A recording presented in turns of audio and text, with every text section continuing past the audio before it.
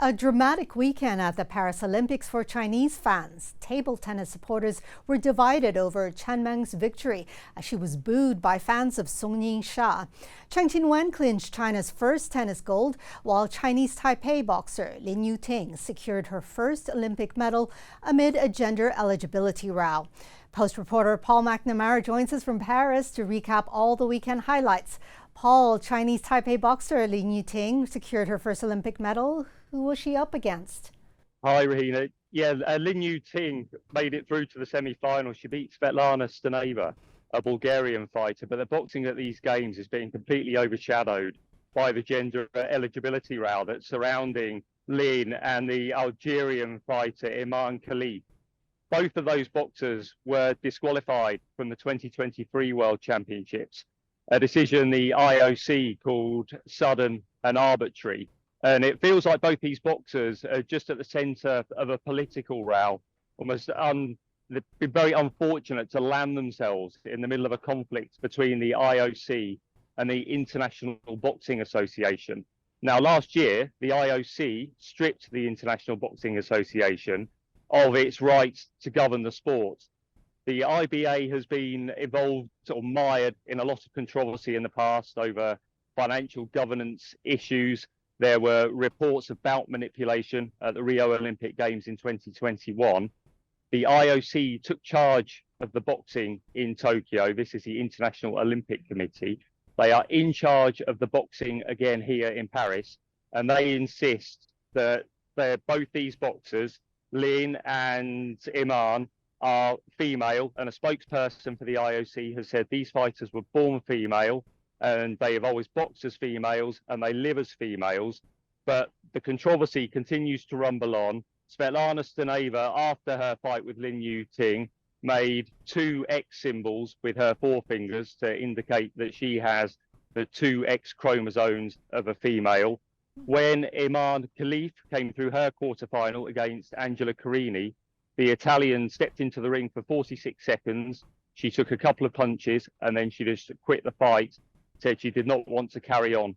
So this is a row that continues to rumble on. There's been a lot of good boxing action at these games, but all anybody is talking about and all the journalists who are descending on that arena are interested in is this gender eligibility row. It's just going to carry on plaguing these games until the end. Both fighters now have semi-finals. Iman Khalif fights in a semi-final on Tuesday against a Thai fighter. Lin Yu-ting on Wednesday against a Turkish fighter in her semi-final. So both are guaranteed bronze medals. We'll be following that. Let's turn to another controversy, though, this time involving Chinese table tennis fans. Tell us about this rivalry between supporters of Sun Yingsha, who was beaten by compatriot Chen Meng to take the gold. Yeah, it's a very one-sided rivalry, this one. The Chinese table tennis fans are really in the corner of Sun Yingsha, and quite a few didn't actually want Chen Meng selected for the games. There was a big row erupted ahead of these games where a group of fans said they were going to protest. They didn't want Chen Meng to be selected, even though she is a defending Olympic champion. She beat Sun Yingsha in Tokyo 3 years ago as well. And it appeared that everybody back in China, or certainly 99% of the people watching the match, were desperate for Sun, their favourite, to win this match. But Chen Meng came out on top again, and that sparked a lot of arguments on social media and a lot of commentators saying that they were unhappy that Chen had won, and others hitting back and claiming that people should be getting equally behind the two Chinese athletes. So Chen has not been feeling the love of the Chinese fans, but what she has done is maintain China's complete dominance in the table tennis, and Fan Zhengdong continued that yesterday as well. He won a men's table tennis singles final against Truls Moregard from Sweden. So China so far completely in control, dominating the table tennis arena. They won every gold medal available so far.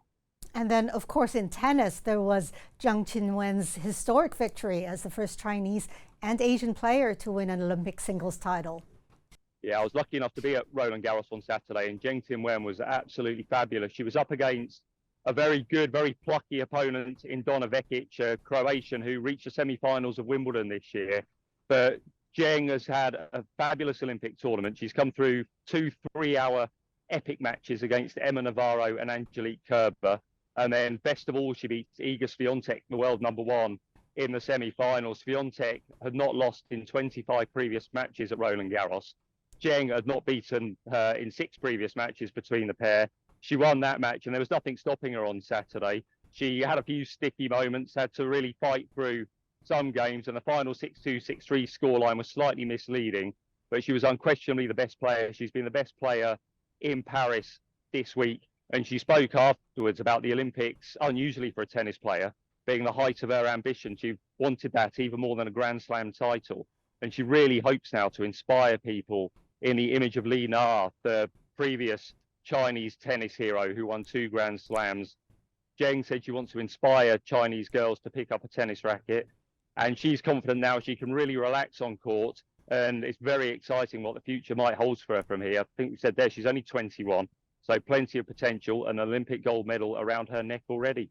Yeah, and there was also celebration in Taiwan after the Chinese Taipei badminton team successfully defended their gold title. How close was that match?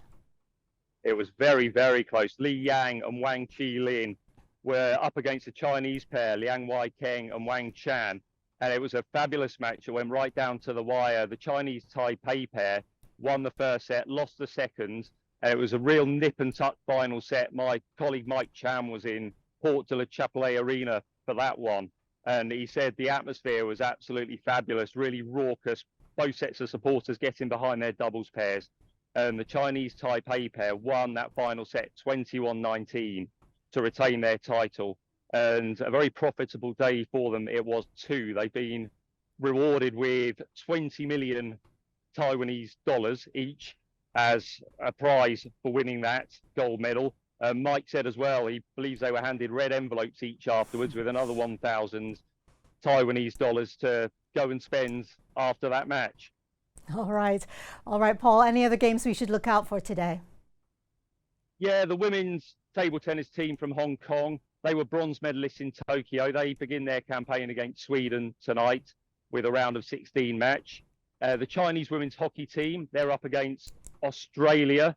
We have the women's badminton final, the singles badminton final, He Binjiao, and she was slightly fortunate to reach the final, actually. She was trailing when Carolina Marin, the Spanish badminton player, injured her knee, and we believe that might be a career-ending injury, according to her coach. She's had a lot of serious knee injuries before, but He Binjiao profited from that, and she now takes on the world #1 Korean, An Si-young, in the final. And the athletics action continues today as well. We saw Noah Lyles win a 100 metres title last night. It's Shanti Pereira of Singapore goes today, and she'll be in the 200 metres heats this morning. And we have our fingers crossed the semi-finals tonight. All right, thank you so much, Paul. Be sure to follow the latest Olympics results from our post correspondents in Paris at scmp.com.